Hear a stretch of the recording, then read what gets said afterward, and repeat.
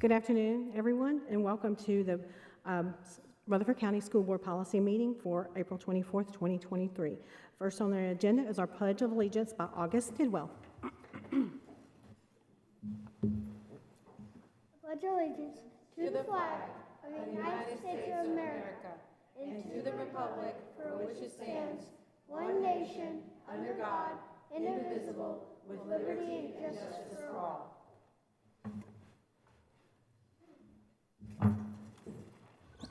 Thank you so much. I'll entertain a motion for the approval of the agenda. Move to approve. Is there a second? All in favor, say aye.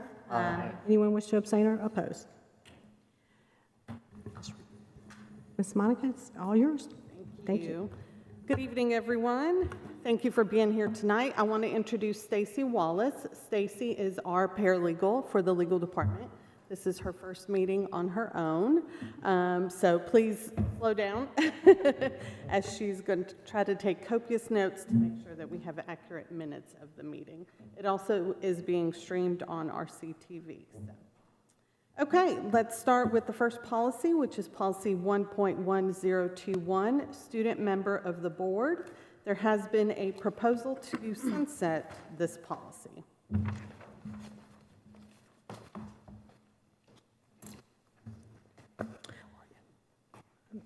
Dr. Sullivan, I think you said something about at some point having another group come in.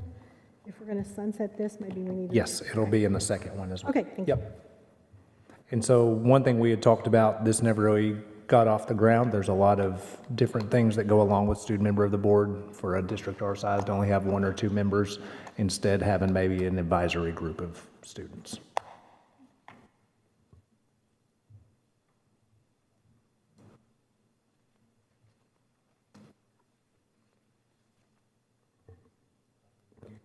Any comments or questions? We can make a motion to allow it to sunset or to extend it. Yep, I'll make a motion that we allow policy 1.1021 to sunset. Second. All in favor say aye. Aye. Anyone wish to oppose or abstain? Policy 1.1021 is to sunset. Thank you. Next is policy 1.405, rules of order. And the proposal here would be to add some language to clarify recognition, addressing the chair, and motions under Robert's Rules of Order. So you will see in your packet, the proposed language is highlighted in yellow. So of course, we already have a policy on the Rules of Order. So all that language would stay the same, and then the highlighted in yellow would be the new proposed language.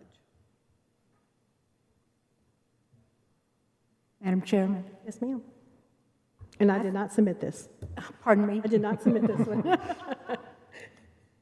You're funny. I think this is greatly needed. Okay. I think that we, just like any organization, sometimes you get away from what needs to be done in the correct manner. So I'm very much in favor of two of these things, but I'm very much against one of them. The chairman will choose whether to recognize the member goes against everything, in my opinion. I think the chairman can recognize the members.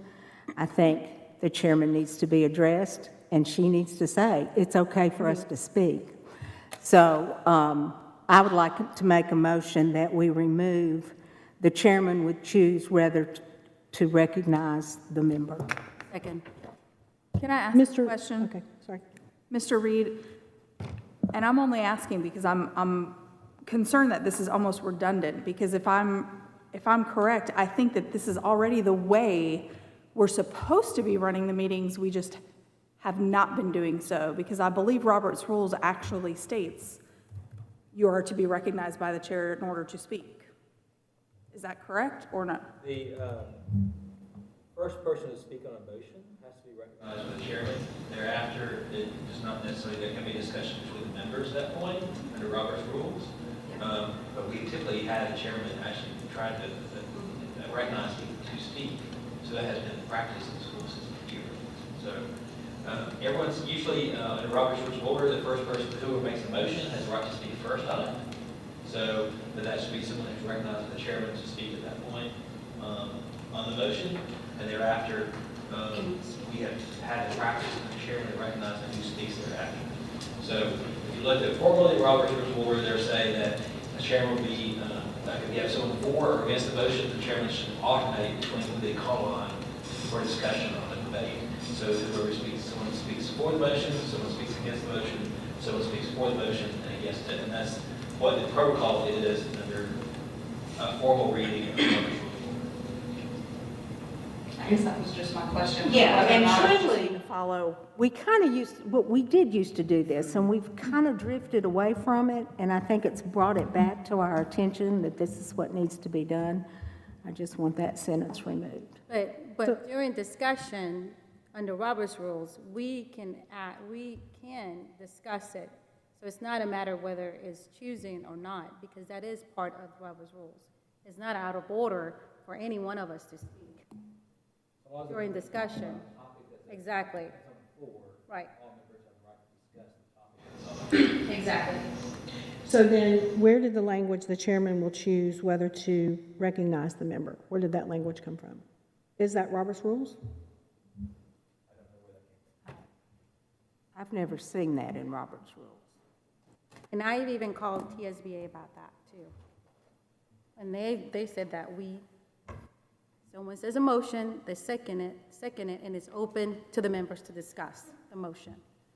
I think the discussion is open, but I still think that there's supposed to be some recognition by the chair so that everybody's not talking at once. It says whether to recognize, will choose whether to recognize. That means that the chairman can pick and choose whether not to recognize. That's the language that's in question.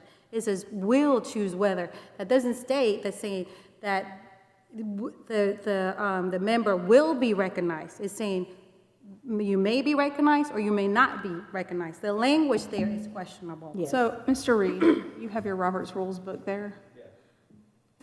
Can we hear, I guess, what their, and this is my only concern, is we have policy in place that says we're supposed to go by Robert's Rules of Order already. So I would like to know, what does the Robert's Rules specifically state in regards to this section? Are we just needing to follow the rules we already have in policy that we should be following, or do we actually need to add additional language? I don't think, well, you have adopted Robert's Rules already. Right. So we have those in place, so you're correct that that's what we have adopted. To the extent we want to emphasize particular points in Robert's Rules of Order, which is what this does, I think it's okay to do it. It doesn't conflict with anything in Robert's Rules of Order. What I would say the synopsis of what the Robert's back to the it says, We also have a yellow book as well. yeah, it says the member who made the motion is entitled to speak first. Every member has the right to speak in debate. The chair should alternate between those for the motion and those against the motion. The discussion should be related to the pending motion. Everyone should avoid using a person's name in debate. All questions should be directed to the chair. Unless there's a special rule providing otherwise, a member is limited to speaking only once on a motion. And that's something we typically do not do that. Asking a question or a brief suggestion is not counted in debate. So if someone asks a question that does not count in debate, a person may speak a second time in debate with the assembly's permission.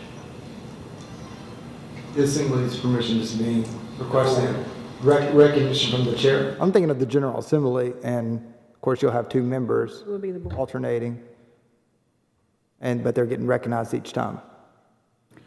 So do we just need to change the language from the chairman will choose whether to recognize a member to the chairman will choose which member to recognize in terms of order? Check, like almost scratching out whether. Because if you did the chairman will choose to recognize the member, then all you're doing is creating order and conversation. And doesn't it require like a 2/3 vote for a second person to speak? If you speak once, because you just read the list right there, that it said that one person speaks on the debate, and if you choose to speak again the second time, you have to ask permission to the General Assembly, and if it's a General Assembly, it's not a roll call, it will have to be a 2/3 vote at that point. A 2/3 vote to cut off debate. With respect to speaking a second time, I believe that's a simple majority, so I'll check that and see. Yeah, because that list said, what you just read was that one person, you speak on the motion, whether for or against, and then if you decide to speak a second time, you are to literally ask for permission to the General Assembly. That's what you just read off from there. And if it's to speak a second time for the General Assembly, I would think that that would require a 2/3 majority at that point. It always has been kind of to allow people to speak more than once, though. Someone that has something to say. Motion, we generally allowed it to occur, and certainly you want to have a meeting where you have free and open debate between people, as long as someone's not just using, taking up all the time during a meeting. I think you want to have general debate between members, so have discussion. Could you read that part again about alternating? What do you have, Dr. Sullivan? So it's in section 330. So before a member in any assembly can make a motion or speak in debate, the parliamentarian name given to any form of discussion merits of the motion, he or she must obtain the floor. That is, he or she must be recognized by the chairs having the exclusive right to be heard at that time. So, but it does go on to talk about how being recognized should be there to protect the minority view. So it then goes into sections T44 through T45 of what you can do without having the floor. So my overall suggestion, Chairman Sharp was talking about just a second ago, we have students and teachers in this district who are trained in parliamentary procedures. It is our Future Farmers of America, our FFA groups, and they compete and are nationally recognized for their ability to have parliamentary procedures and serve. They've offered before to serve as a parliamentarian for us, even before this when I was in the instruction role. Don't know what the thoughts would be as far as having students involved in that. I think overall it's pretty neat anytime you can get students involved, but I would also not want it to be viewed as students telling the board what to do. So that is my only. We could do like a mock. Yep. You know, they could just do like a little mock example we could watch. I think that would be interesting. It's a good suggestion. I don't think we need to let students run off. No, No. it'd be completely separate. It's just yeah. I think if there's a question on parliamentary procedures, we might could say, let's consult with our juniors, our seniors. And then, obviously, if you want to overrule that, then you can. Yeah, because they have to serve service hours. So right now they're going out and doing their own service hours anyway. Yeah. Are y'all okay with that? Sure, it'll help. As my esteemed comrade over here pointed out, she said, what you're saying is, members of the board shall seek recognition from the chairman prior to addressing the board. All discussion shall be addressed to the chairman instead of individual members of the board. Covers it all. There you go. I just think, Ms. Quisenberry says yes. So, you know, I just want to strike that sentence, will choose. I don't think that's a good verb. Like I said, I didn't have. I'm not blaming you. I'm just Mr. Brooks, saying I welcome. think it needs to be struck, and then we can vote on, well, first we'll have to vote on whether or not we want to strike. The chairman will choose whether to recognize the member from So we'll just say the this. chairman will recognize the member. No, No? just take it Strike the out, whole thing. Okay, let's strike the whole thing. because it's already said you're going to recognize the member. Strike out the second sentence. Realistically, we if need you're to following vote on Robert's that. Rules of Orders anyway, you would be. So it's kind of, Yeah. said if you're following Robert's Rules of Order, it would be the appropriate place anyways. So it would almost be saying the same thing twice. Right. Is that a motion, Ms.? Yes, I made the motion to remove the sentence, the chairman will choose whether to recognize the member. I just want to take that out and leave those two other sentences in there. Yeah. All in favor, say aye. Aye. Anyone wish to abstain or oppose? Motion passes. Thank you. It's a lovely read if you ever want it. I have not finished it. I gave them a Have shorter you book. memorized it yet? No, absolutely not. Hey, TSBA has training, and which I've been keeping my pulse on it, and they're now at the it's almost, it's going to be approved in May, and then they're going to start offering in July 1st. So we're going to get credit for it. So I'm really excited about that. Okay, next is policy 1.501, visitors to the schools. So you'll see the proposed language is that the director of schools shall develop procedures regarding speakers invited to participate in school activities. You're here. So as you all know, we have policies and then we have procedures that get a little more in detail on application of the policies. So a couple, so because everything is hyper politicized at this point, we want to make sure that politics stay out of our schools, especially from guest speakers and people that are coming in, community days, those type of things. My only, and this is my only hesitation, my job's to enforce policy. If we have somebody who breaks this, I don't know what do I do? If that, I mean, I don't want to ban them from campus for that point, or assassinate, like, I don't know what do I need to do to that? My only concern. But I guess it would depend on the offense. Yeah. But, I mean, nothing's going to be criminal, I would imagine. no. But banning from campus, at least temporarily or something, or not letting them come back and speak again. Yes. Yeah, that's what I was thinking. And I will tell you, in wording, I've sorry, removed but- ban from campus. We now say restrict access. Better. We changed that, didn't we, Monica? restrict access. Restrict access. Ban is strong. Ban is strong. All right, I move to approve this language. Second. All in favor, say aye. Aye. Anyone wish to abstain or oppose? Motion passes. Okay, next policy is 1.800, school calendar. And the proposed language would add, and I know this is something that the board has talked about, but it would add into policy that 1 day per semester shall be designated as a school security training day for certified and classified staff, and this would be under discretionary days. So 2 per school year, 1 per semester. Would those be inclement weather days? Yes. Okay. Do you think we need to specify 1 day at the beginning of each semester?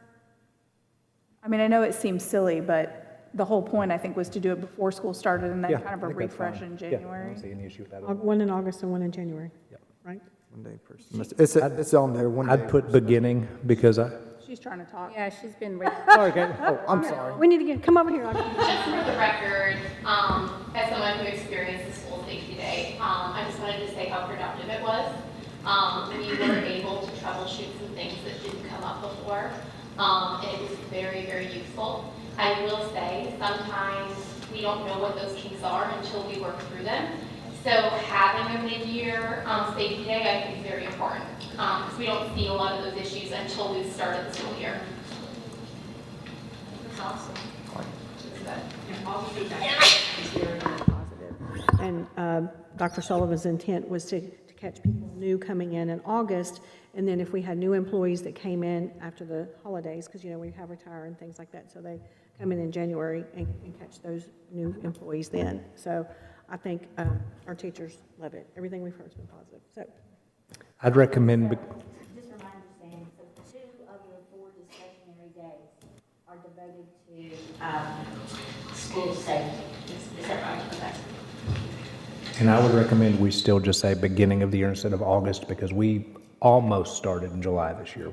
We didn't, but it's close. So at the Obvious, beginning you've of never each been on semester? Yeah, beginning of each Calendar semester. committee. You Okay, just try Monica, to can we start change it. that? One at the beginning of the year. 1 day at the beginning of each The year. semester. Okay, I like that.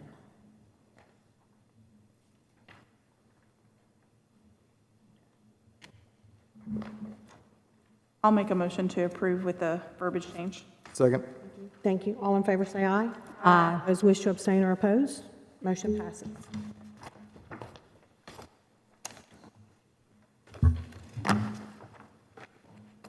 All right, next is policy 2.805, which is purchasing.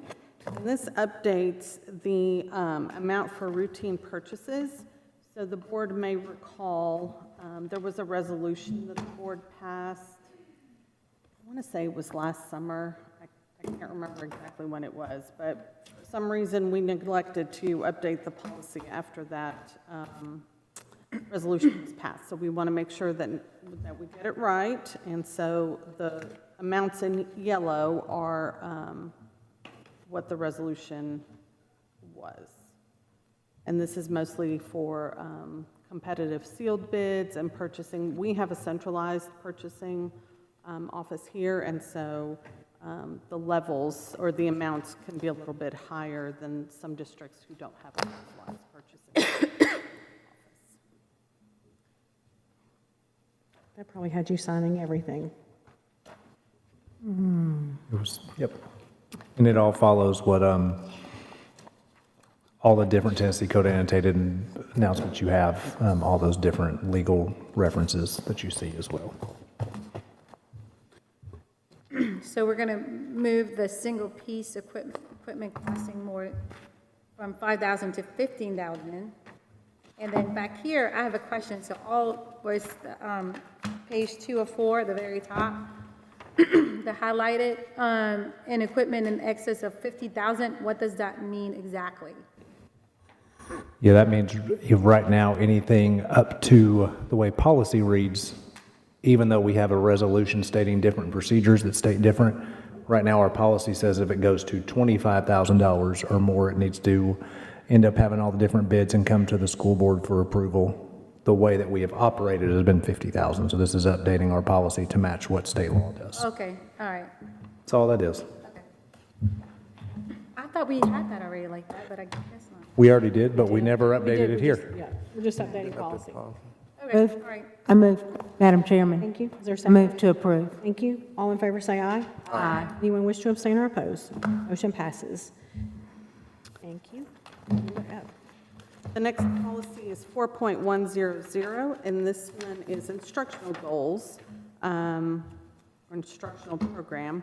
This is one of the ones that the board discussed during one of the meetings, and I believe, Dr. Sullivan, you wanted to pull this one out and see if there's any changes or anything you all want to discuss about it. Yep, so this was last updated, looks like with the TSBA model policy in January 30th, 2020. And so anything that the board wanted to look at, strike, anything like that, just open for conversation.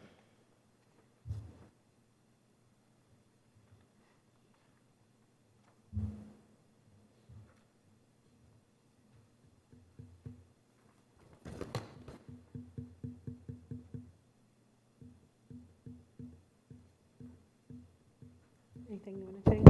Okay.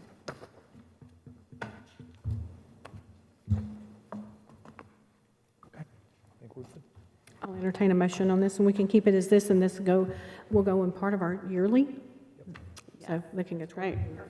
I move to approve. Thank you. Is there a second? Second. All in favor, say aye. Aye. Anyone wish to abstain or oppose? Motion passes.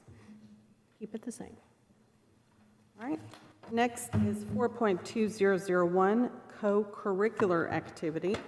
And this is another one of those that has not been reviewed in quite some time. And so we may want to look at it, make sure it still is current. So this one is unique in its title because it doesn't necessarily apply to everything you would think the title does. This is strictly looking at our fine arts programs, and so we do allow private instructors to come into our schools and provide instruction to students in a more individualized basis. The schools or the students are actually paying for that service during the school day. It's one of the only things we allow to do that, but it does allow us to truly go above and beyond with our fine arts program. So since it's one that hasn't been updated in over a decade, it was just one I wanted to call to your attention. You see co-curricular activities, and it's not necessarily what you're thinking of co-curricular activities. It's truly for the fine arts program. Dr. Sullivan, do we need to say that? No, because it's Co-curricular fine arts activities? not a bad idea. I like it. And that Good idea. will narrow it? We think, okay. I like that, Ms. Bratton. Thank you. Sometimes I'm brilliant. Most of the time, I will. Thank you, dear.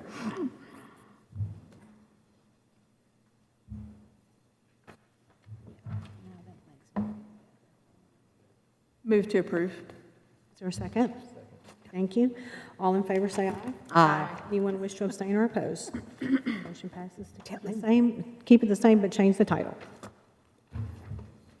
Policy 4.202, this is special education, another one of those that hasn't been reviewed in quite some time. You'll see the issue date was 2009. I will say that I asked Dr. Ralston and Dr. Sullivan asked Dr. Ralston to take a look at this one and Dr. Goulian to see if there needs to be any changes. Dr. Ralston has drafted something that has some language from the state board policy, and I can, if you all would be willing to roll this to the next one, I can get that language for y'all, and then we can take a look at it and make sure that that it's fine with the committee. Oh, just real quick, it says all ages 3 to 21. You can say there's 22. Technically, you can. Yes, you're correct. You might want to change that. I move that we roll this to the next policy meeting. Second. All in favor, say aye. Aye. Anyone wish to abstain or oppose? Thank you very much. We're going to roll it on to the next one. Jim.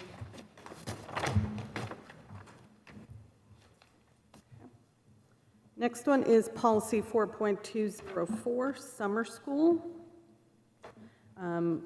Another one that has an issue date of 10 years. And I know that Dr. Sullivan also asked Dr. Chastain to look at this one. She says overall, this is pretty accurate. She may suggest some updated language just to reflect what we're doing currently. So I would ask for the same thing, just that you all roll it to the next meeting and I can get some proposed language from Dr. Chastain.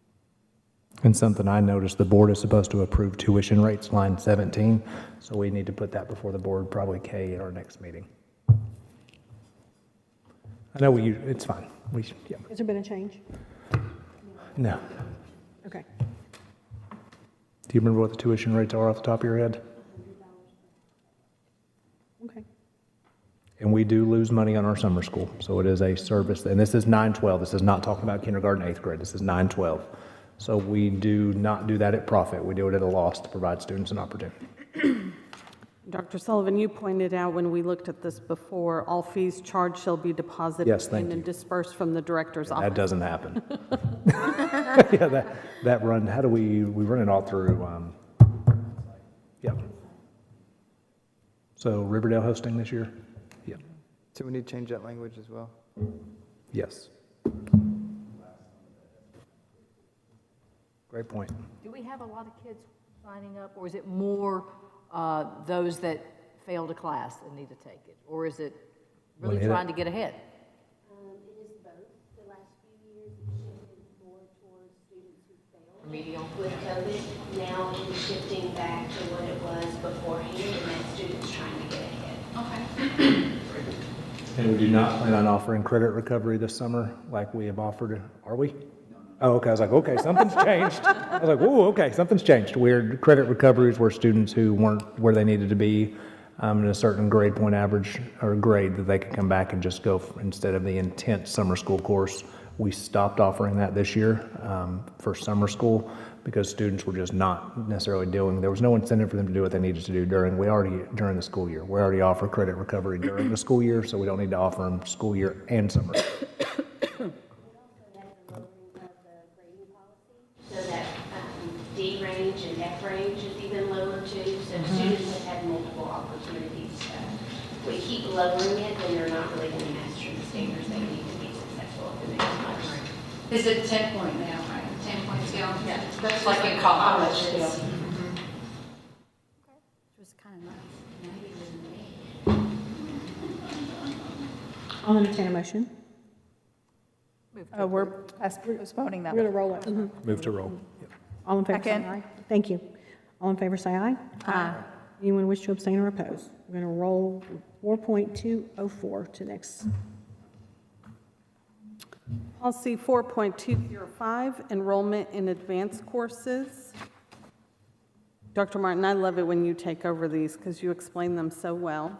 This is actually a policy that we just revised, February 24th or 22, and that was a change at the state level there for that policy. So sorry. And so this really has been updated recently, almost a year ago, and that was not just us sitting in the office making these changes. We had an entire committee that involved administrators from the high school level and school counselors to help us compose this. And so we really wanted to make sure we were putting the right students in the right courses, but also ensure that students were getting the opportunities to take advanced courses, maybe even if they had not accelerated in the past, not always holding that against a student, but giving them the chance to have these future courses. So really, as is, I think would be sufficient. With the substitution of that. Oh, sorry, I did not see that. This is the one, Dr. Martin, for the substitute. I'm sorry. Yes. I'm sorry, I did not see that. Oh, you're okay. Yes, I forwarded that section. Let me correct that. So we did have some changes. This is coming from a federal change. Yes. And so with that, we are just trying to, we now will have a state graduation and a federal graduation rate. With the federal graduation rate, it said that students had to take integrated math 1, 2, and 3. Next year, that will be back to our Algebra 1, Geometry, and Algebra 2 courses. But they were saying that you could not substitute for that unless the LEA had a policy to support that. We obviously want to make sure if we have a student, instead of taking Algebra 2, that wants to take dual enrollment algebra, then we want them to have that opportunity and not have to have a graduate, and them also be a graduate dropout for the federal. And so we are just adding that to our policy so that we are supported in the federal documentation for the graduation rate, that those students, if they're going to substitute, that we will approve those, but those are college level or higher, or college level courses.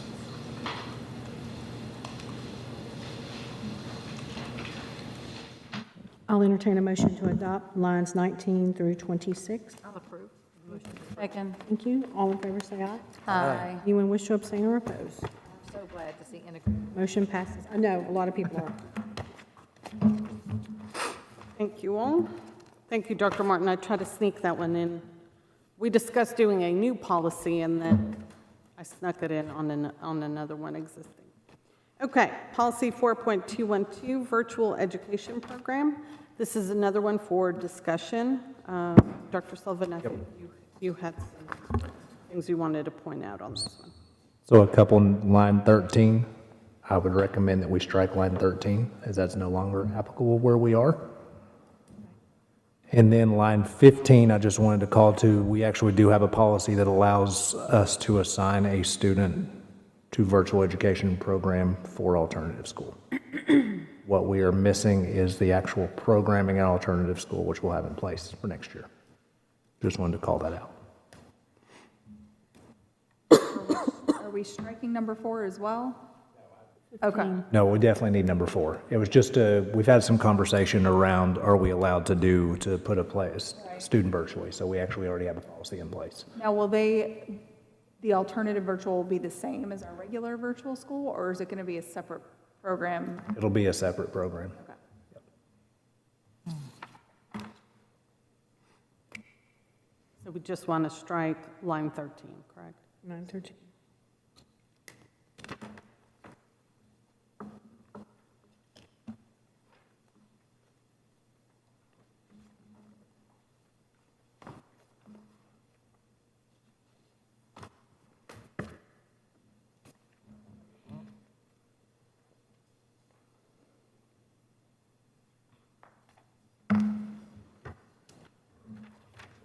I'll entertain a motion to strike line 13. Move to approve. Thank you. Is there a second? Second. All in favor, say aye. Aye. Anyone wish to abstain or oppose? Motion passes to strike line 13. Okay, so the next few, policy 4.402, reconsideration of textbooks and instructional materials, and policy 4.403, library materials, they kind of go with number O on the agenda, which is policy 4.801, controversial materials. So we wanted to add 4.402 and 4.403 so that the committee could look at those again and see what they say before we discuss 4.801 controversial materials. I'll say Monica and I talked about this because 4.402 somewhat connects to 4.801, but they're not perfectly connected. And so we talked about having, because someone may want a textbook or instructional material reconsidered, or they truly may just want their kid not to have to do this one assignment, have something different. And so not having them go through the entire complaint procedure if that's not truly what the intent of it was. Did we look at a title difference for 4.801? What did we suggest? We wanted to change it to request for alternate assignment or materials. I like that. You mean, which one of those? 4.801. 801. This one right here. Okay, so what are we going to change it to? Request for alternate assignment or materials.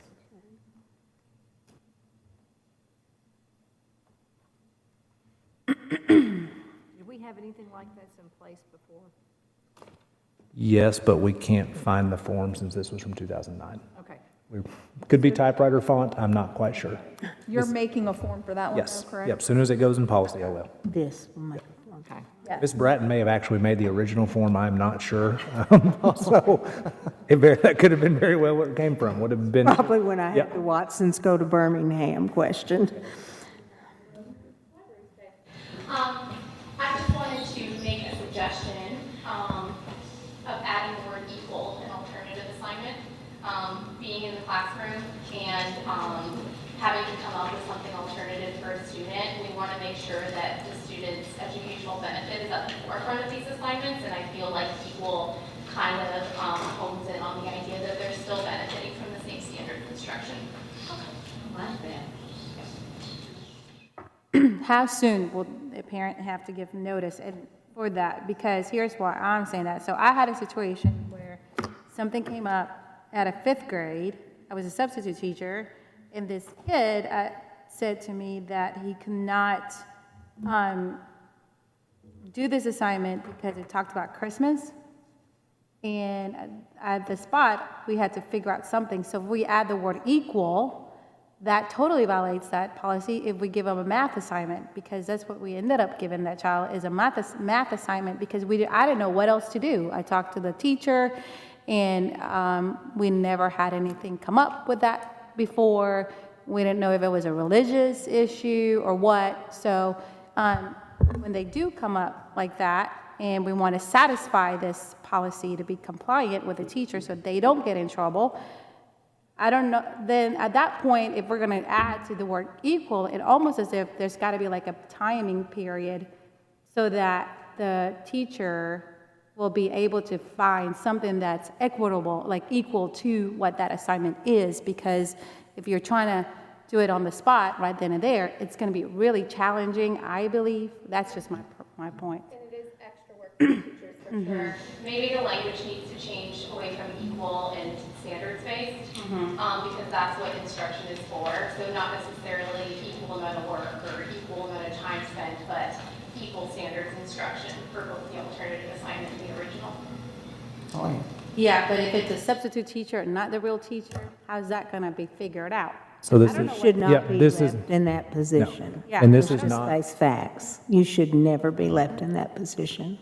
And this I mean- requires the parent to submit a. Correct. Right. So it's Okay. a day Now, of, Okay. right? It's you had a religious objection to Christmas, which is not Oh, unusual, I by the didn't way. know. no, Yeah, that's, it was, that's not yeah. new. It's Not new. Yeah, there are people who Yeah. don't do Christmas, but you know what? They can always study the Victorian age. I mean, Yeah. there are equal things, but you have to have prior notice of this, Ms. Rosales. You can't just be expected to come up with that on the spur of the Oh, you moment. expected a lot of things. Yes, I know, I've substituted. I think that the form gets submitted to you, correct? It'd be submitted to the principal, it should be. Oh, the decision is made by you, it says. Okay. Okay, that's good. Yeah. If it's initiated by the form. Yep. To be standards-based, yeah, I'm better at that. To be standards-based type assignment. Now, we could add language to line number 7 that says student may be required to complete an alternative assignment that is standards. Standards-based, or based on standards or whatever the language. I do like that, standard. That is equally sufficient, the same standards. Standards, make it simple, standards-based. To be academically comparable to the standard. Yeah, academic comparable to the standards, that's even better.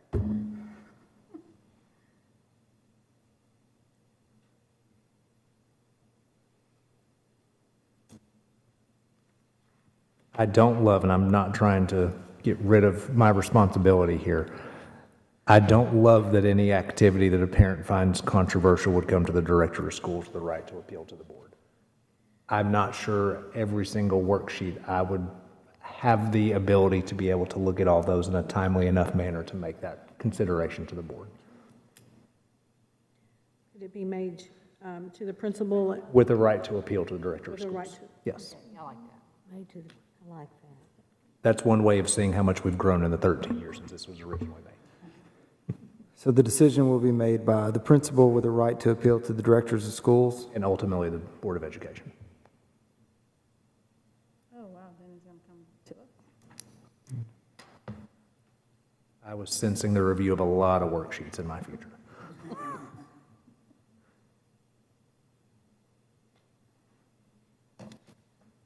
I don't know any teacher anywhere that wouldn't accommodate finding. It's been going on for decades. It has. I mean, you know, I did it in 1492. It never goes on to school.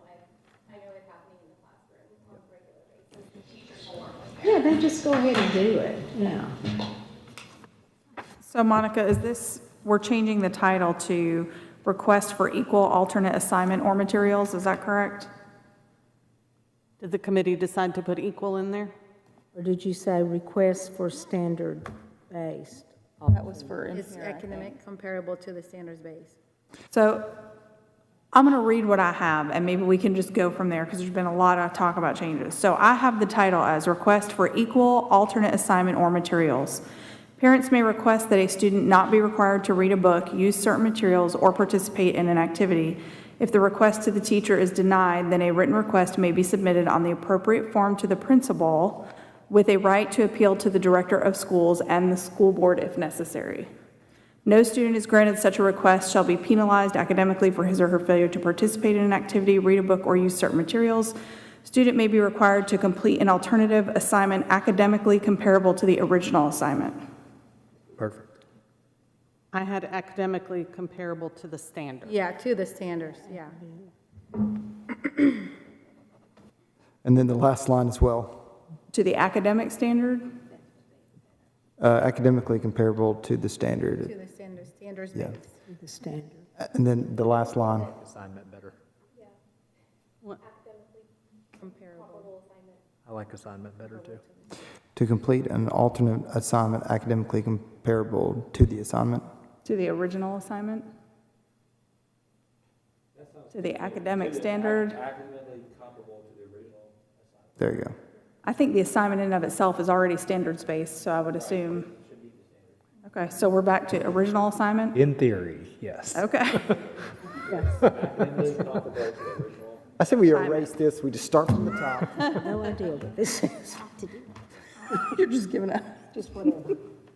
Ms. Darby, I've got it. And of course, when this comes before the board, I will make these changes, and then you all will vote two times. Okay. Okay, and I'm sorry, that was actually, we moved on, that was letter O, correct? That is Yes, 4.801. Okay. We skipped around, so. We did. with sorry. the last part of, I'm sorry, Mr. Chair. no, you go ahead. Well, I was going to point out to the committee, 4.402 and 4.403 have been updated last year when the new law went into effect. So these are very recent, they're up to date. We just put them on so that we could compare them and contrast them to this controversial materials now we're calling alternate assignment. We don't need to really vote on these. They passed in '22, right? Just the 4801? 402 says it was updated July of '22. Right. All right, and for, just for clarity's sake, on 4.801, the last line was changed as well. The decision will be made by the principal with a right to appeal to the director with a right to appeal to the board. I think Ms. Darby had that at the beginning, is how you read it. Okay. Yeah, I kind of just added it. I thought it was that perfect first there. paragraph. Yeah, it fits. I think it flows better after the third line. Yeah, so 4.43, does it mention, I haven't read through it all, but that the form is to be posted on the website? And it is. Okay, good. Can I bring something up about 4.403? Thank you. On line 17, it says a complaint is made by an employee, student, or parent guardian. This process is followed. I feel like maybe we need to be more explicit and say if a complaint is made by an employee, student, or parent guardian of the school in which the complaint is held. Because according to the wording of this policy, somebody from another school or another county or another state could hold the right to complain about something about our collection. Is that not been in law yet? That is in law, that it has to be an employee, student, or parent guardian of that school. So that is in the law. I think it's a great idea to put it Say, on. yeah, I still like the language, yeah. To make it clear for everyone and not ambiguous. The law does state that. This is a TSBA model policy. I'm not sure why they didn't put that language in there, but that is what the law says, and that's what we follow. I noticed the wording of the school frequently throughout the policy, but I didn't see it there, so I just wanted to make sure. And then the only other item I wanted to bring up was number 9, on page line 19. It mentions, actually 21, the board shall require the school to remove the material from the library collection. I just wanted some clarification.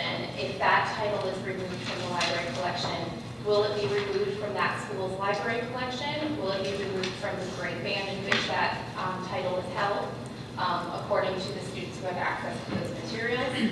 Or is it up for question if that title should be removed from Rutherford County Schools? I'm sorry, I'm lost. Are you on Sorry, 4.404 or 4.403? 4.403 on the second page. Okay, a minute. Yeah, the determination whether the material is not appropriate for the age and maturity levels of the students who have access to them, is not suitable for or consistent with the educational mission of the school. The board shall require the school to remove the material from the library collection. I just wanted to double check that it's clear that it should only be removed from that individual school's collection and not the collection of the grade band. And that's what the law says. Okay. It says the school should remove the material from the library collection. So the law states it's just School, yes. There's been a lot of conversations with the directors of schools about it because schools that have districts that have lots of schools, you could end up doing this 25 times for the same textbook. And now I'm not sure what is the intent of the complaint, what's the intent of the board, and you're also trying to make sure you're respectful of the committee's time. So go ahead. Maybe I'm wrong, but I had interpreted that if it was removed in a school, it was to be removed in all. No, No. absolutely not, So the if way it's it's- written. So if it's one school that has got this particular book that is obscene, it can still be in other schools that's obscene? That's what the law states. So the way that the law is written right now, if you're a student, employee, or a parent of that school, you can challenge the book that's in that Sure. library. Okay. So- I think there's a confusion there because I was under the impression that if it was removed in one, it was almost an automatic removal across the board. Can I give an example? Sure. So I'm a school librarian, and we opened Rocky Fork Middle School in 2017 with 13,000 books. I have not read all 13,000 Oh, I books. understand that. Trust me, I understand. There may be a book that I would wholeheartedly agree is not appropriate for the age and maturity level of my students, but that doesn't necessarily mean that it would be appropriate for a high school student. Yeah. So if a book is removed from an individual school library, that doesn't mean that it's necessarily inappropriate for other schools within our district. Okay, I think where I'm trying to get clarity on with this law is that if it's age inappropriate, say for a particular grade band, and remove it from that school, I would think it's going to be inappropriate for the grade one for all of the schools.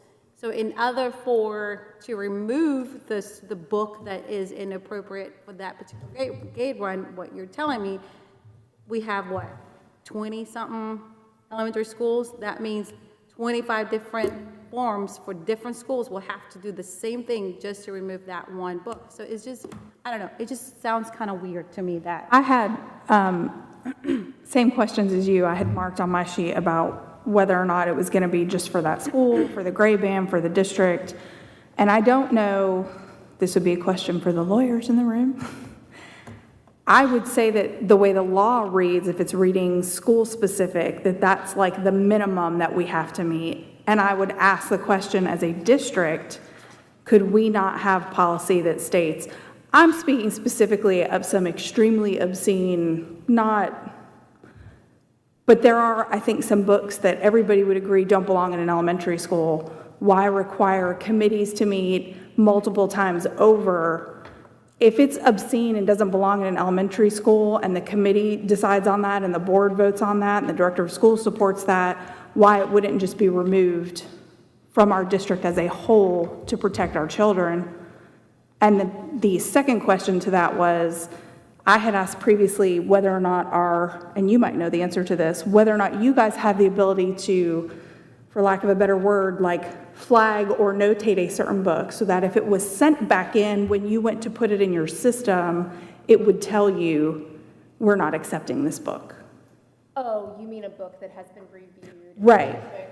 So, librarians in our district, we collaborate and communicate on a very regular basis. So if anything like that came into question, we would all be very well aware of it. But I think the way that the policy reads is the complaint is made from a stakeholder within that school. So the decision has to stay within that school because the stakeholder in which filed the complaint is only a stakeholder within that individual school community. At least that's how I read it. That's how the law reads. Okay. I just think it's kind of interesting that the law reads that way because it's almost like you're defeating the purpose of trying to bring something to an attention. Madam Chairman. And I see exactly what you're saying, but you're assuming that it's an obscene book. What if it's Huckleberry Finn? I mean, there are so many books on banned book lists that you would just pass out. You'd say, what in the world is wrong with this book? I think the intent of this law is that it's a parent at that school that finds something in that book, and it doesn't have to be sexual of nature. It could be anything, and they are protesting it. That changes this meaning just a bit. You know, I don't think we should have pornography in our schools either. But we have to be very careful when you're talking about taking books out of the collection. So do we need to add, if we're all kind of in agreement here that, you know, a certain obscenity, let's just say pornography, like you just mentioned, especially elementary, middle school, really across the board. But if you broke it up into, as Ms. Rosales suggested, as into elementary, middle, and high school, then if something got banned, for lack of better terms, restricted, whatever, because something obscene, then if it goes through committee and it gets taken out, then that should continue to be the way across the rest of the elementary schools, or else the committee should not have rejected it. I think. We have obscenity laws in place. Sure. The Miller's test, which protects all school libraries from carrying books like that. So I think when we say obscene, you're thinking of the worst of the worst, and oftentimes that's not the case. And we do have legislation in place to protect books in our library. Like, we don't have obscene books in our library. I can tell you now that we have had them. And it's no disrespect to you, but they've been brought to my attention. I have actually ordered the books and read them myself. And again, 13,000 books. There's no way when they're coming in a box full of books for every librarian to know what is in them. And I don't know what the test is you're speaking of, but somehow, some of these books are getting in our schools. And I can tell you now that if some of my children came home with them, I would be extremely upset. I'm not talking about Huckleberry Finn. I mean, I am talking about things that make adults blush, that adults wouldn't even want to read. That's the level I personally am speaking to. I would say if we were going to look at addressing the whole grade band situation, it would have to be crystal clear that we would be speaking about a level of pornography and or obscenity, not just someone that's offended because there's a cuss word in a high school book. I'm not talking about that level. I'm speaking about stuff that really is truly obscene and has zero business being in the hands of children. Unless you yourself want to do that, more power to you. Everybody has their own ideas of parenting. I try to look at it from a standpoint of, as a school, what are we providing? Because we're responsible for providing things that should be appropriate to whatever ages we're providing it to. We bear that responsibility. I'm not going to tell a parent they can do what they want as far as what they supply to their child. But we have had these books. And again, I go back to, if we have a new librarian come in place, I would like to find out, and I don't know who can find the answer to that, whether or not we do have the ability in our system, if we do have a book challenged and we remove it, to make sure that it's marked in some way so it can't come back in as well. I don't know if that should be a part of this process. I don't know legally if we can even do kind of what's being talked about, Monica. I'd have to research it more to let you know. I don't think it's, to be honest, I don't think it's a fault of the librarian. I mean, I've been in the book business for, 20-something years. And it's more lies on the publisher. The publisher is the one that is doing these publishing, the books. We don't have, in the children's books, in the preteen novels, and even the young adults are considered 13 and 14 years old. When you think of a young adult, you're thinking of 18 to 35. But in the book industry, young adults is 12, 13, 14. And so there's no guidance at the publishing level where they are required to say, this material contains X, Y, and Z, just like you will see at the movies or even at the explicit lyrics, parental advisory. So the publisher is able to publish material that a marketer, that is me, myself, and I get to dictate the age of that book with the editor. And if we say it's 8 through 11 years old, it's going to pass 8 through 11 years old. Now, what's in between the content of that book, it can be to the judgment of the person that is reading it. It's not your fault, is what I'm trying to get at. No, I understand.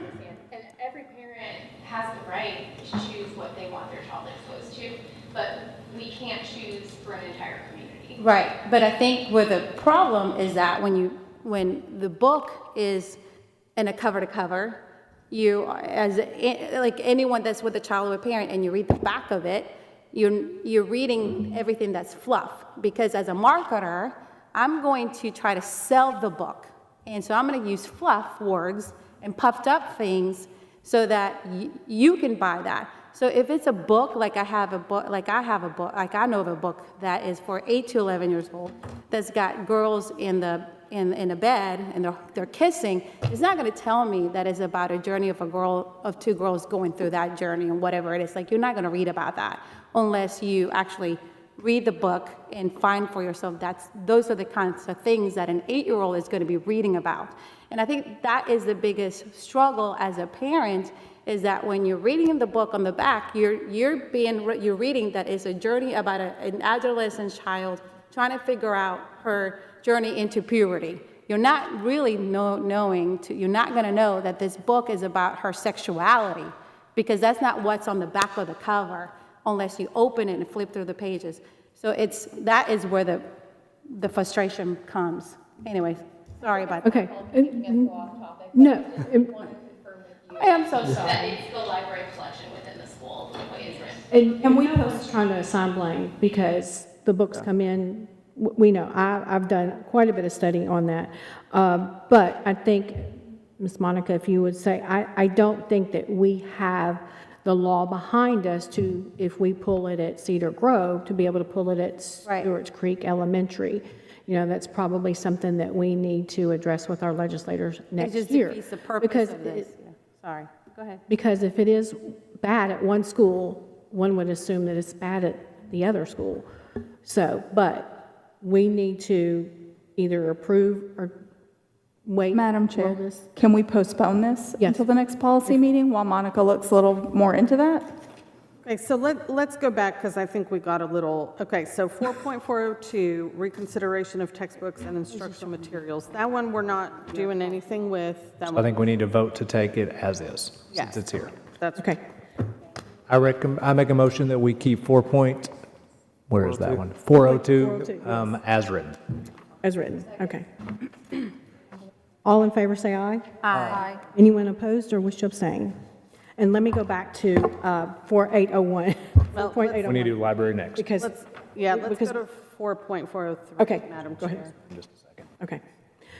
Now, Ms. Benavides, I think okay. you suggested that we add on line 17 of the school, which again is what the law states, but I think for clarity for our parents and community reading the policy, is that what you were suggesting? Okay, Now, you're, Adding the language to that line 17?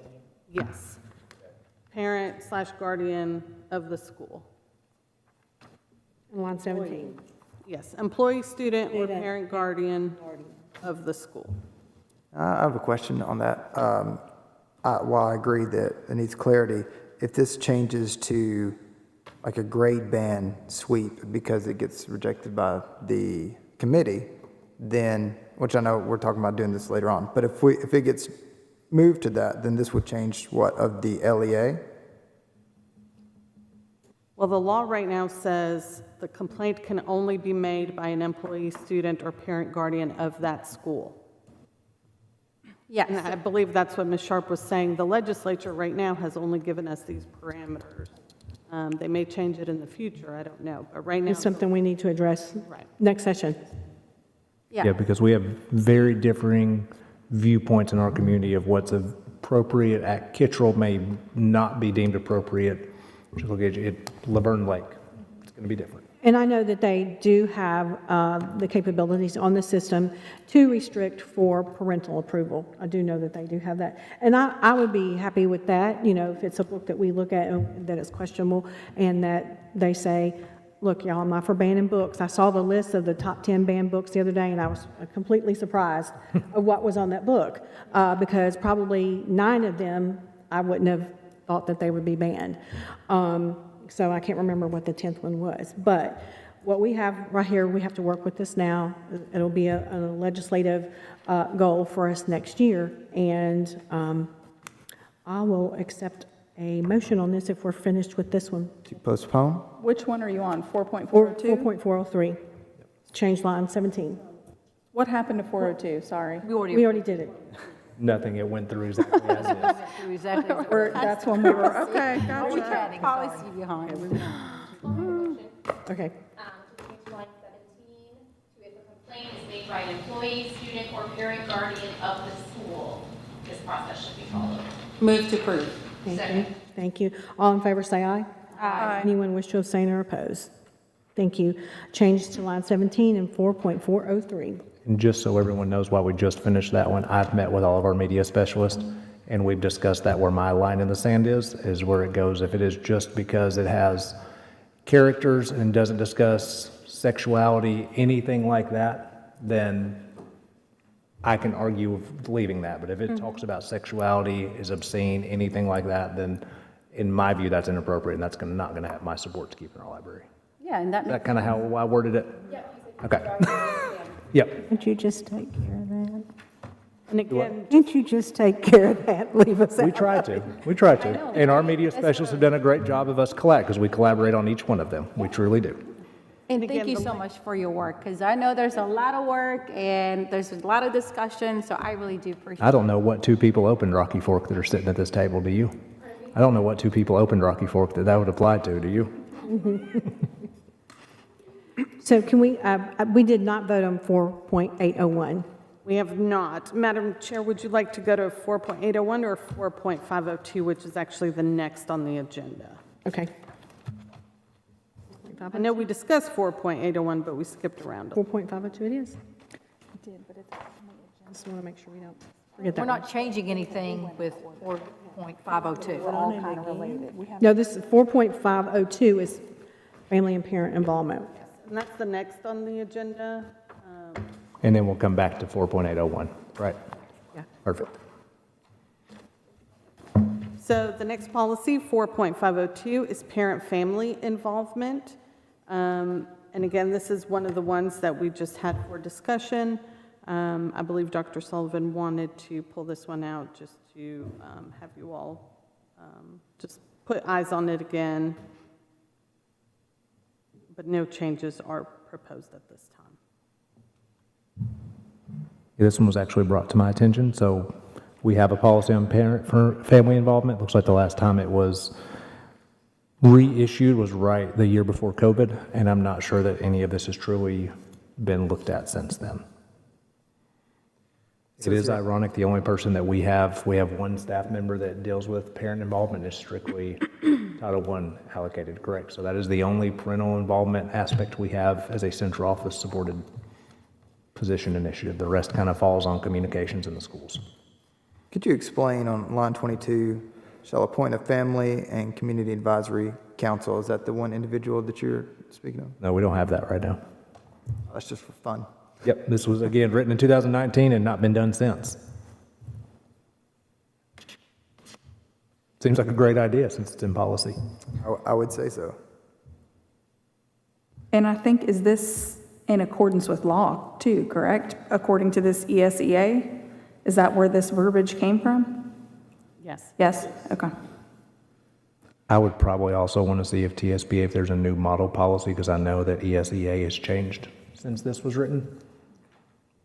In So Tennessee. make a motion to postpone until next policy meeting and we can look into that with TSBA? Second. All in favor, say aye. Aye. Anyone wish to abstain or oppose? We're tabling 4.502. Okay, now we are,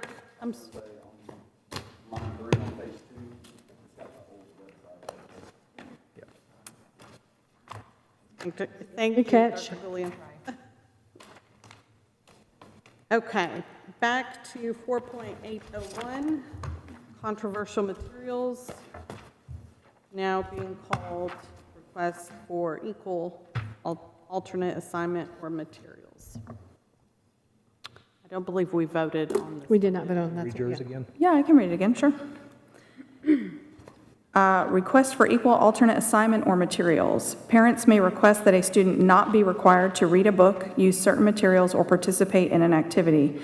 If the request to the teacher is denied, then a written request may be submitted on the appropriate form to the principal. I'll read the other part last because I think other people liked it last. So, no student who is granted such a request shall be penalized academically for his or her failure to participate in an activity, read a book, or use certain materials. Students may be required to complete an alternative assignment academically comparable to the original assignment. The decision, well, I guess we're going to have to reword that now since we moved it. I'd say academically comparable assignment. Instead of use the word assignment twice. Look at you. A student may be required to complete an alternative academically comparable assignment. Yes. Take assignment out, the first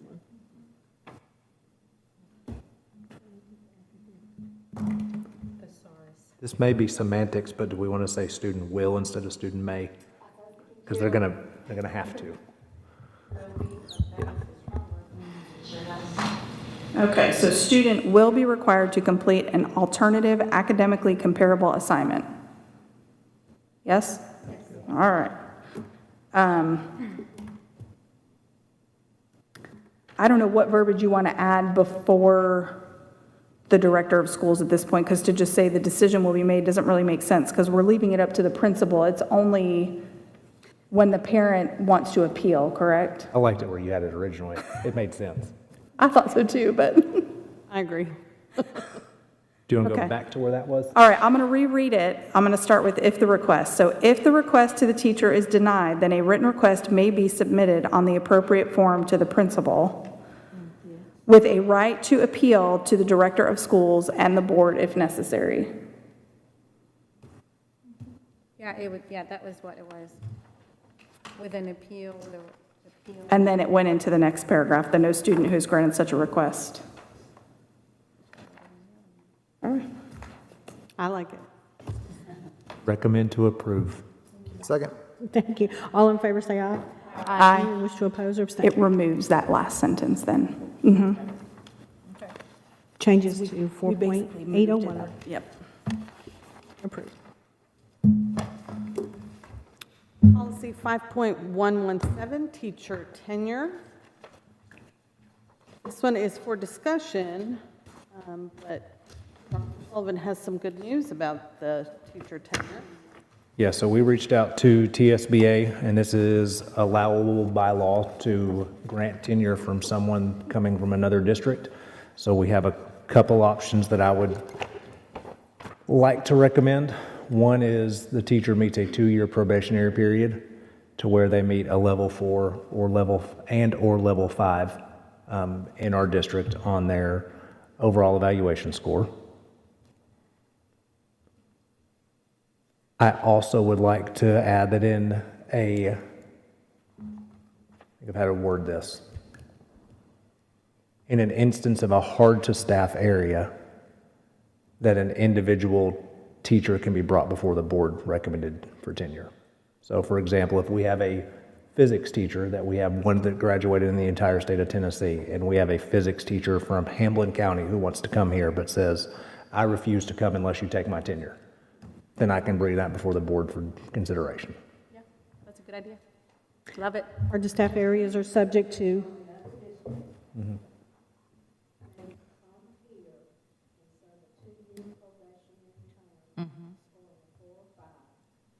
Yes. Or the second is if they're in a hard-to-staff area and it has the principal's recommendation, the director of school's recommendation, it can come before the board. so hard-to-staff areas are subject to early tenure. Now, under 49.5.509, they still have to have 5 years or Correct. more Yes. from other districts. Yeah. They have to meet the overall tenure law. Correct. Yes.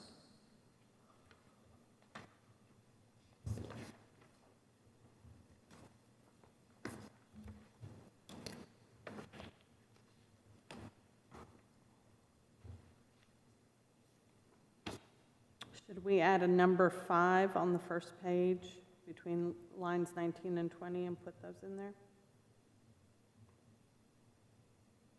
Yeah. Sounds good to me.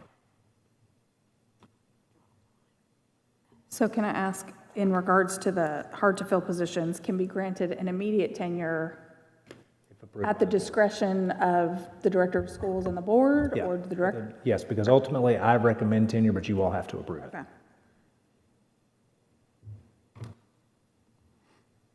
And this is going to be number 5 under tenure eligibility. Probably 5 and 6. 5 would be coming from another district with 2 years probationary. 6 would be The hard- someone coming from another district with tenure and hard to staff. And the easy way to say what's hard to staff, I think, is whatever we have on our HR hard to staff incentive bonus. So if they meet those, then. So for positions which are hard to staff, in those cases, then with board approval and director approval, they can't get it.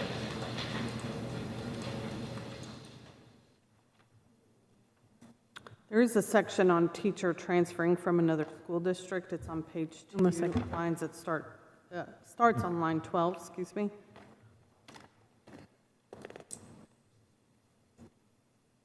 Yeah, is that saying that on 15 and 16, it says the board upon recommendation of the director of schools may waive the probationary period and grant tenure status or shorten the probationary period? So is that already basically in there? Yes. For the 2-year language that you just mentioned.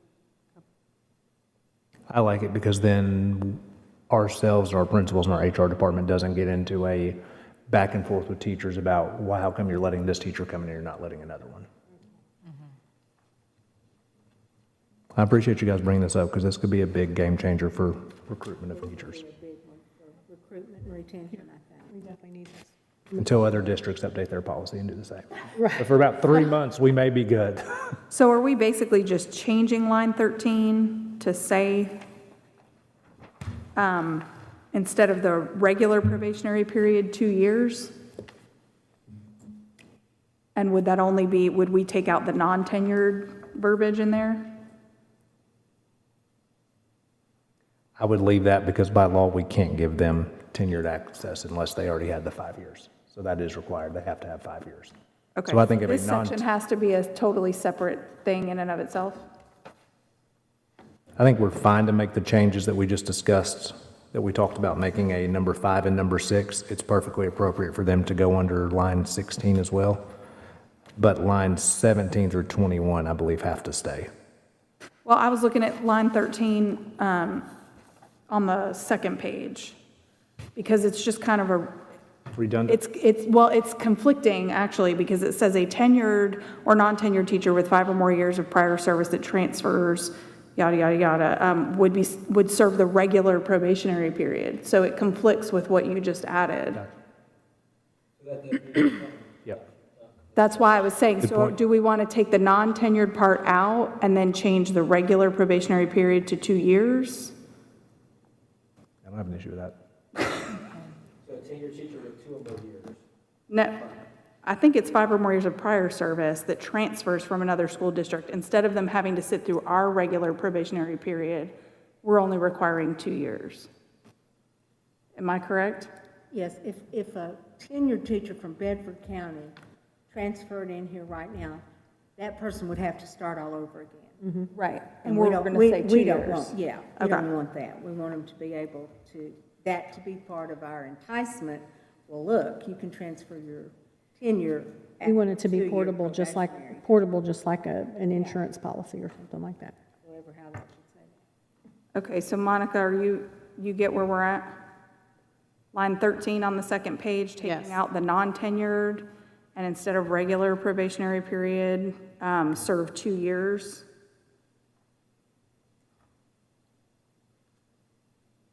It sounds very prison-like with the whole serve probationary period. Like, You obviously have Sir. never seen how hard it is to get I was like, I would like to put in, It is they very serve for close to life, prison. but Yeah, very close. okay, shall serve 2 years probationary period. Oh, and then it actually already says the board, upon the recommendation of the director of schools, may waive the probationary period and grant tenure status or shorten the probationary period. Do you just want to add for hard-to-fill positions? yeah, that's fine. And then we've covered both of them?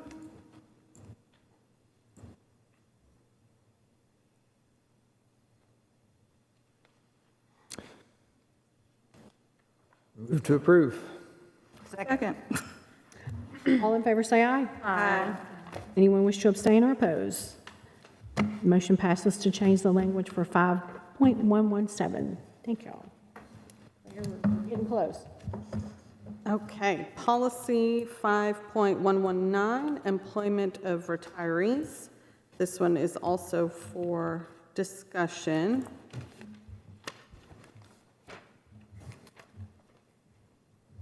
I know there was a question. Go ahead, I'm sorry. So lines 21 and 22.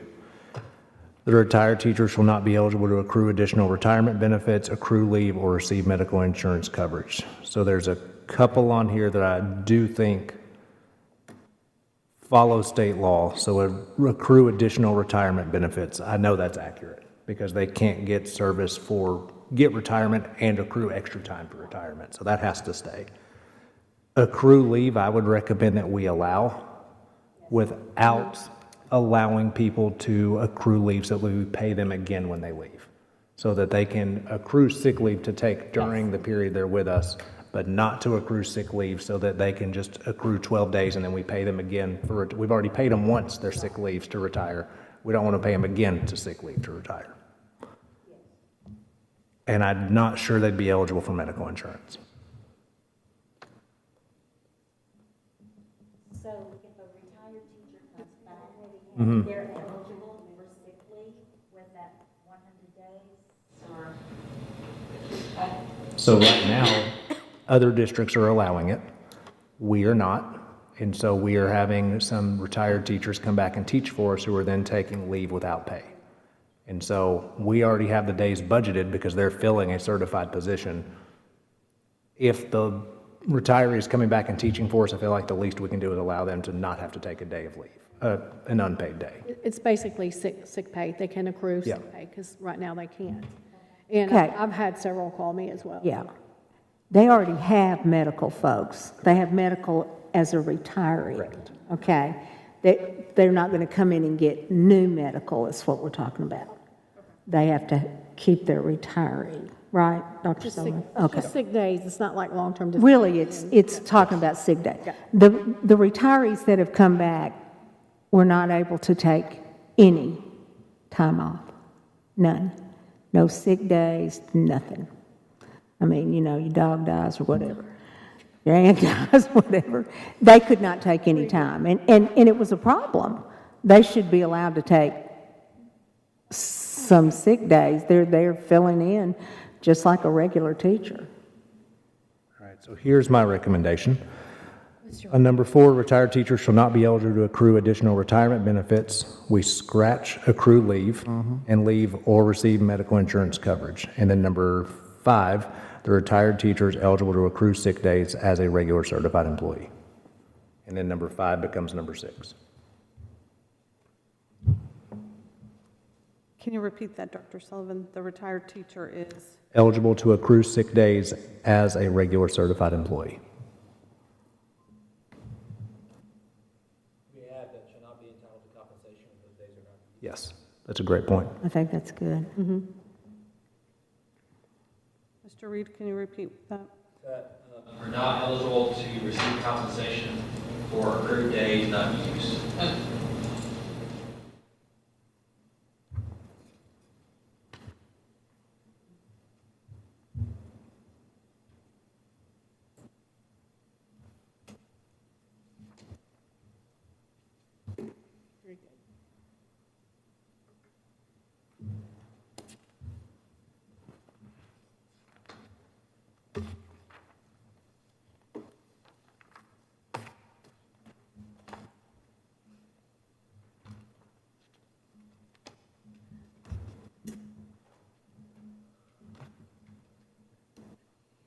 Any other changes?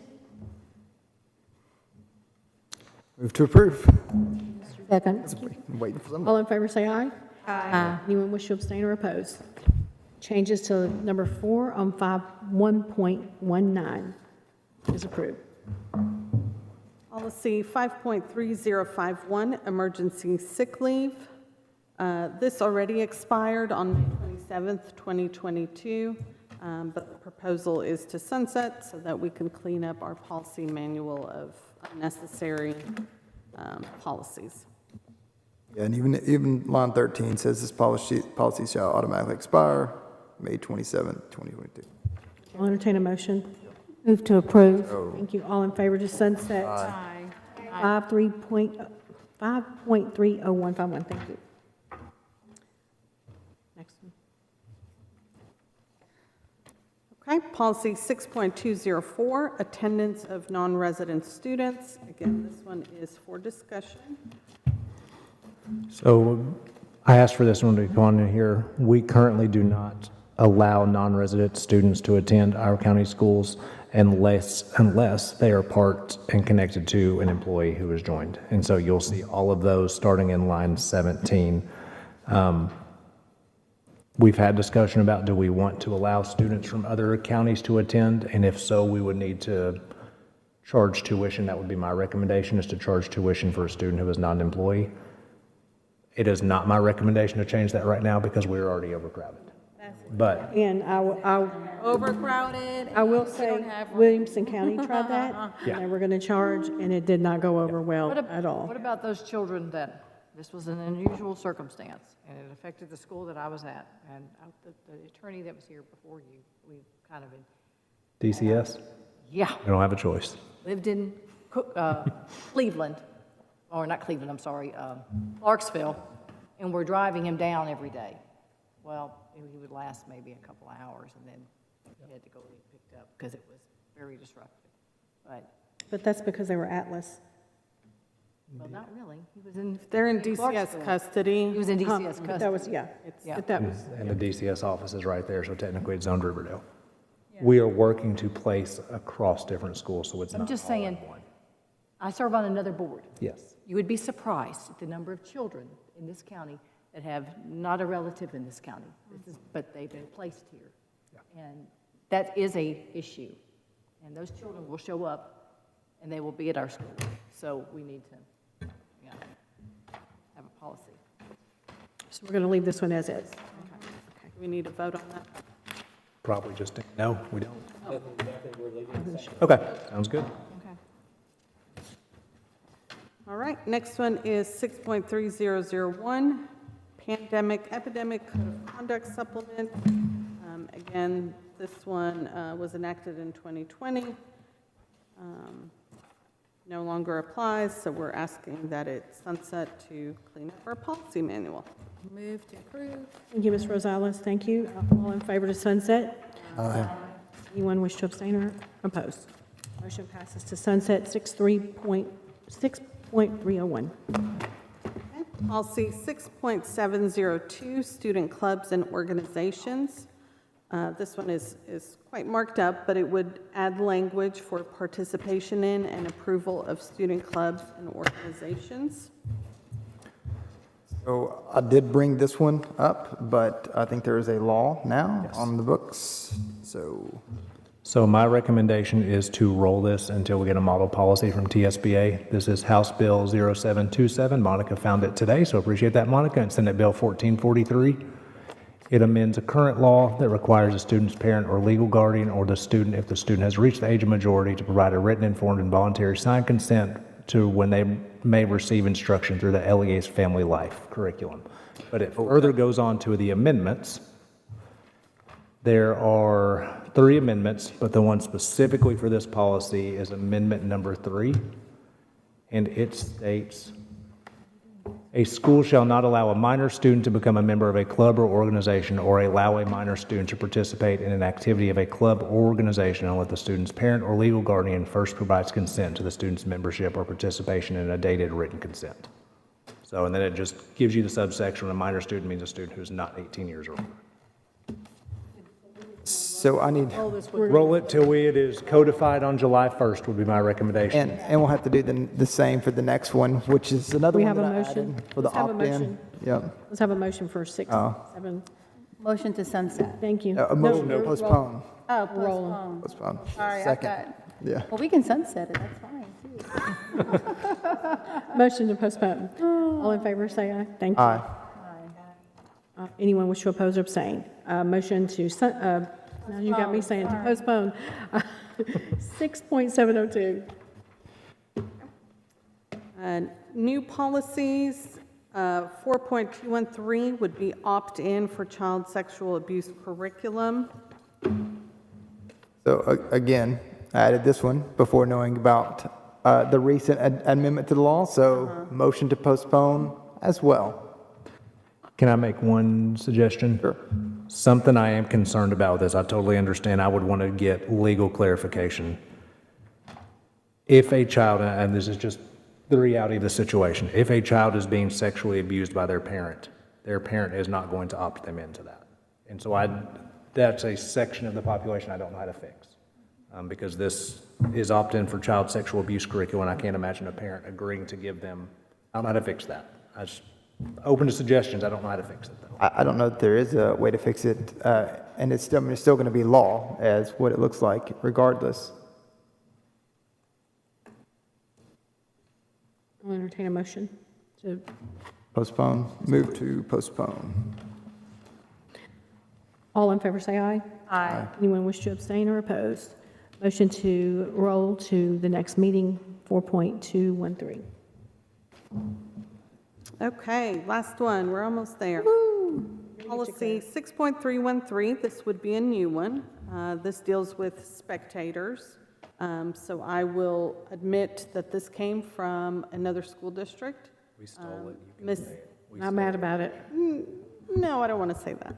We borrowed. We stole it. Borrowed it. But Ms. Easter and Mr. Martin have both reviewed it. They like all the provisions that are in here. I will say that on page 2, the district that I stole it from, I left their acronym on line number 6, so I'll have to fix that. And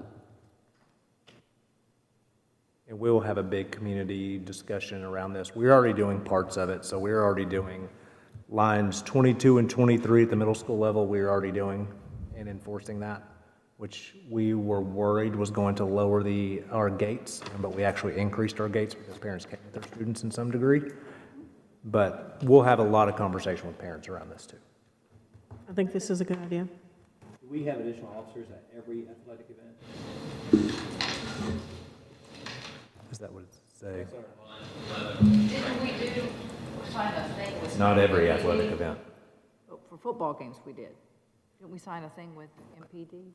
I would put employed at athletic events because we do not have SROs at cross-country, tennis. We just don't. We said there may be additional officers employed. Or maybe additional officers at Athletic event. Yeah, I think that's good. There may be addition, yeah. So line 10 on page 2, there may be additional officers at and athletic events in the venue and around the campus.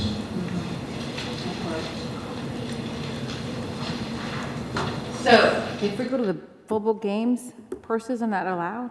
I brought my purse. Clear back. Not after this, clear bag will be modeled on everybody else. Oh, this is a new one? Oh, Yep. okay. And this is now the norm. If you go to a It is. Titans. Sure, game, yeah, you can uh-huh. bring, you know, a concert, you can only bring a clear bag. I see people use Ziploc bags. Yeah. So that is happening in large venues, again, for safety and security of everyone. I'd recommend in line 17, it says additional policies. I would say procedures because that's something I'm trying to work on. Common language is that policies are enacted by the board and procedures are enacted by myself in schools. What line is that? Line 17, the discretion of school officials, additional policies. Schools aren't making policies. That's the board that's making policies. So I would recommend we say additional procedures or modifications. I know it's minor, but I deal with that with a lot with parents who, how come the school board enacted this policy? And I'm like, that's not a school board policy. That is a school's procedure. Is a good note. I'll entertain a motion to adopt this with the changes. Move to approve. Thank you. Is there a second? Second. All in favor, say aye. Aye. Anyone wish to abstain or oppose? Motion passes for 6.313. I think we're done. Motion to adjourn is on the table. Great. Second. We're adjourned. We got 2 minutes.